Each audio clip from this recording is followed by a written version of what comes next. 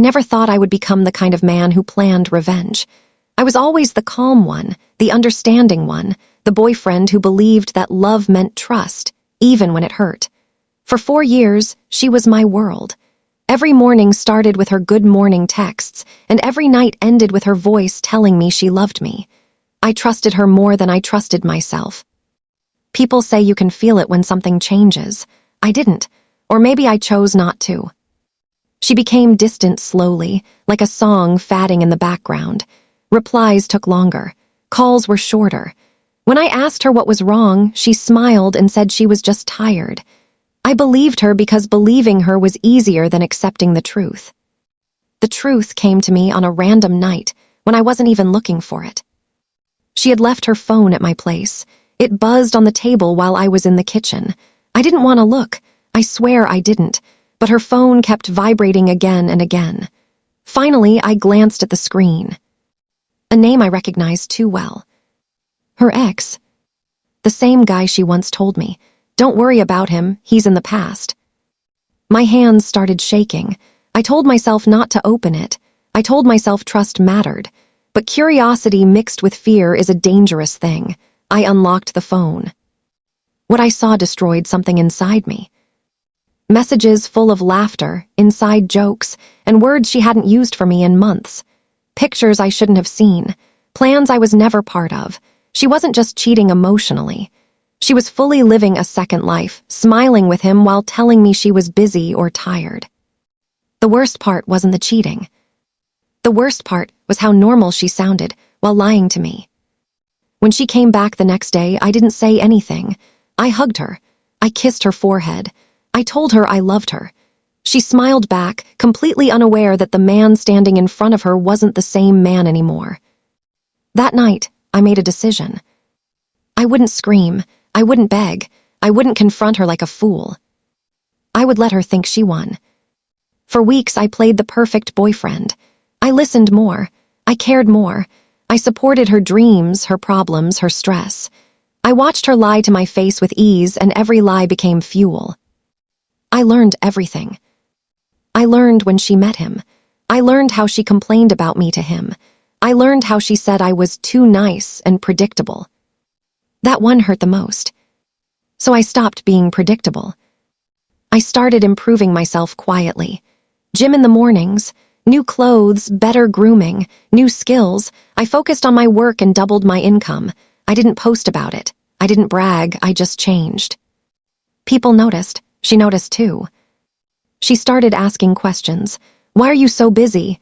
Why don't you fight anymore?" I smiled and said, "I trust you." The irony almost made me laugh. One evening, she told me she was going out with friends. I already knew where she was going. Instead of stopping her, I told her to have fun. That night, I made my first move. I sent a message to her ex.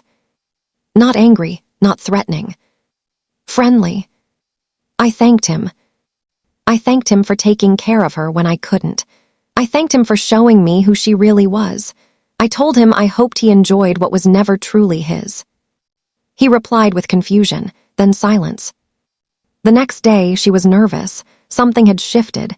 She didn't know what, but she felt it. And this was only the beginning. Revenge doesn't always look like shouting or destruction. Sometimes, the most painful revenge is clarity. I didn't expose her immediately. I waited. I let her enjoy the comfort of my presence while slowly removing myself emotionally. I became polite, distant, unbothered. The love she once took for granted was no longer freely available. She started chasing me.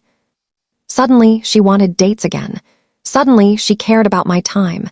Suddenly, she was afraid of losing me. And that's when I knew the power had shifted. One night, she asked me directly if something was wrong. I looked at her and smiled softly. "Why? Do you feel guilty about something?" Her face lost color for half a second. Just half, but it was enough. A week later, I invited her to dinner. Not at home, not somewhere casual, a nice place. The kind of place you go to when something important is about to happen. She dressed up beautifully, nervous and excited at the same time. During dinner, I was calm, confident, the man she fell for years ago, but stronger. After dessert, I handed her my phone. She looked confused. "What's this?" "Open it," I said. Her hands shook as she scrolled. Screenshots, dates, messages, pictures, every lie documented, every betrayal saved. She started crying immediately. "I can explain," she said. "It didn't mean anything." I nodded. "That's what hurts the most. It meant nothing, but you still chose it over us." She reached for my hand, but I pulled back. "I didn't plan to hurt you," she whispered. I looked at her and finally told her the truth. "I didn't plan revenge either. I planned healing, and healing doesn't include you anymore." She begged. She promised change. She promised honesty. She promised everything she should have given me before cheating. But promises made after betrayal sound empty. I stood up, paid the bill, and wished her well. No shouting, no drama, just silence. A week later, she tried to fix things with her ex. He didn't want her anymore. The excitement was gone.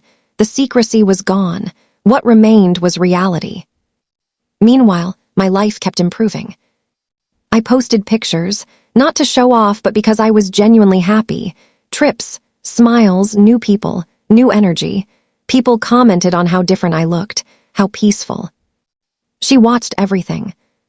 One night, she messaged me. "I lost you, and now I understand what I destroyed." I read the message carefully, then I replied with one sentence. "Some lessons only come after the loss." I blocked her. The best revenge wasn't making her cry. It wasn't ruining her reputation. It wasn't humiliating her. The best revenge was becoming the man she could never have again, and walking away without looking back.